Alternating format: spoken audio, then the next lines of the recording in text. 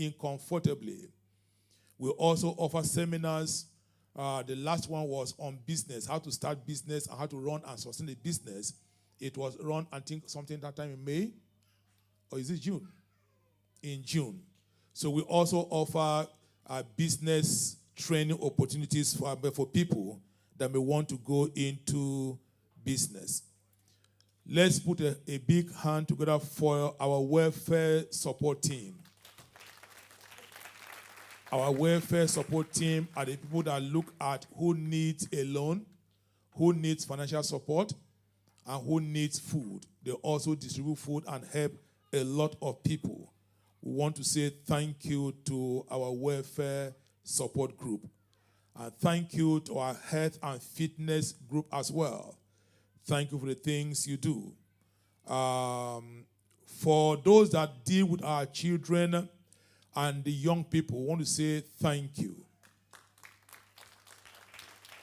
I know it's not easy for you, but you've done a wonderful job. Last year ended, we had 80 volunteers working minimum of 3 hours per week, and at 10 pounds per hour, you all contributed a total of 124,800 to this charity. Thank you so much for that wonderful contribution. We will stand as the mayor exits at the moment. Thank you for coming.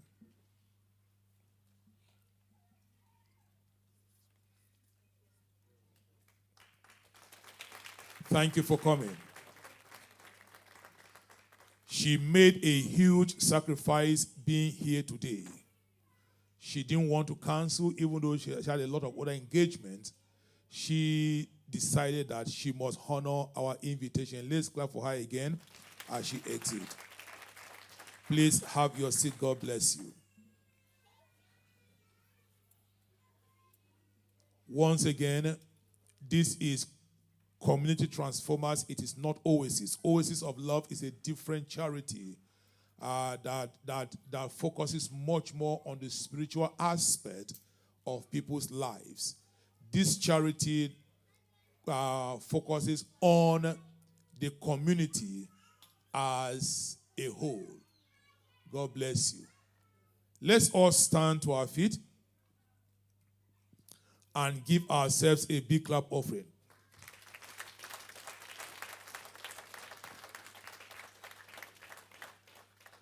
You can all sit now.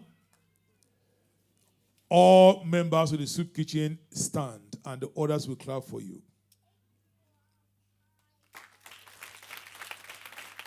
Once again, thank you.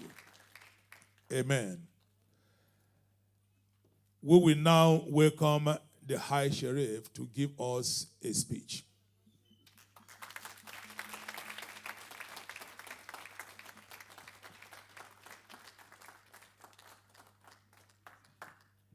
Good morning. You're probably wondering, like I did a long time ago, what is a High Sheriff? So I was lucky enough, and I've done many, many community projects. So a couple of years ago, I got a letter from the King. And I thought, first of all, it was a tax bill. But then I thought, I've paid all my tax, so I must be okay. So here I was, what is the High Sheriff? And I looked, and like every sort of 50-year-old man, I Googled, what is the High Sheriff of the West Midlands? For those who don't know, I'm a very working class person. I actually started my life, I was adopted when I was a week old. And I didn't have a glamorous start to the world, which I'll come on to later on. But very quickly, the High Sheriff is a sort of royal appointment for 1 year. It is there's three main things. It's civic duty, community, and charitable work. So I get to go out and meet many, many different organizations that are driving social cohesion, i.e. bringing everyone together. And where we're all sitting today is a classic and wonderful, best-in-class example of community cohesion. So can I ask you all to stand up? And I meant to start these things by saying distinguished guests, Pastor, Rita, but I kind of want everyone just to say and sort of make some noise and cheer for all the volunteers. So let's have some noise for all the volunteers, please.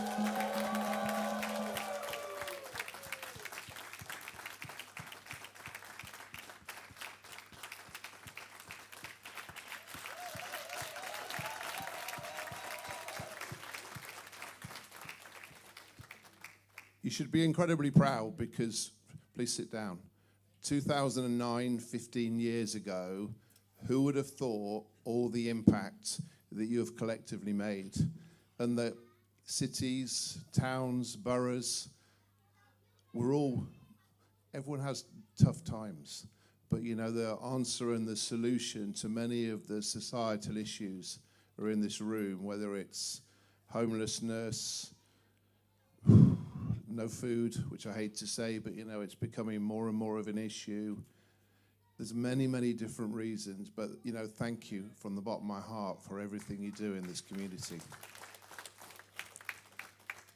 So, as the High Sheriff, we go out and do lots and lots of nice things. I've never been a believer in having a speech. You know, I've got the team who look after me, I've got a speech in my pocket, but hopefully I won't need it. So, adopted at a week old. And then at 5 years old, I was to fall in love with the church. So you can imagine it, I was about this tall, and we went to a very, very posh house for a birthday party. And we were all asked to sing a song. So I'd never ever sung in my life. And so I stood up, and you name it, you can guess it, I had to sing Happy Birthday, because I knew nothing else. So I was not to know, but by singing that song, it was to redefine my life. As I sang Happy Birthday, and embarrassing like a child of 5, looked down at my shoes, everyone started clapping and cheering. And I found out that moment I could sing, and it was my entry into God. I was taken, I was whisked off in a fast car, and I was taken to Durham Cathedral, where I was to become a chorister.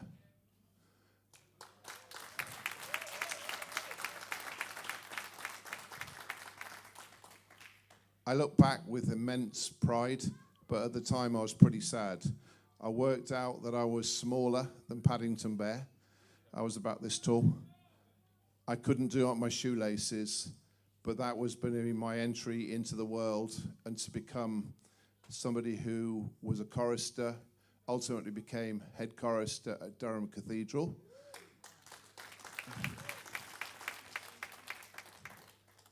And was there, wait for this, 51 weeks of the year. So in terms of today, we talk about diversity, inclusion, making sure that men, women have the same opportunity. But then, it was only men. There was no girls, no ladies. And so it meant that this little boy called Douglas, smaller than Paddington Bear, was away from his parents for 51 weeks of the year. Now that was pretty tough. I think my highlight there was singing once in Royal David City on Christmas Day in front of 3,500 people. So I was pretty nervous then, but it was a very special moment. So that's what made me become a Christian, and that's made me, you know, go to church. I still go to church. We have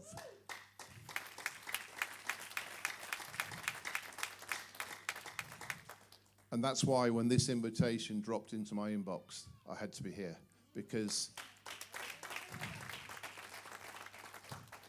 you know, it feels special to be able to feel the warmth and love in the room and to find out what everyone's doing for each other.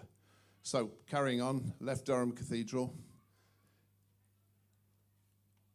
My parents were very devout teachers. So you can imagine that the expectation from me was that I was going to get 10 O-levels. Anything less than 10 O-levels was just going to be unacceptable. I got 1 O-level. So you can imagine the breakfast table with the proud owner of 1 O-level it's fair to say my mum and dad weren't very proud. My recovery strategy, and it gets worse. So when they couldn't have got any more cross with me and they were trying to be kind to me, saying that, you know, things would only improve, I got the only job in the whole world that where somebody would give.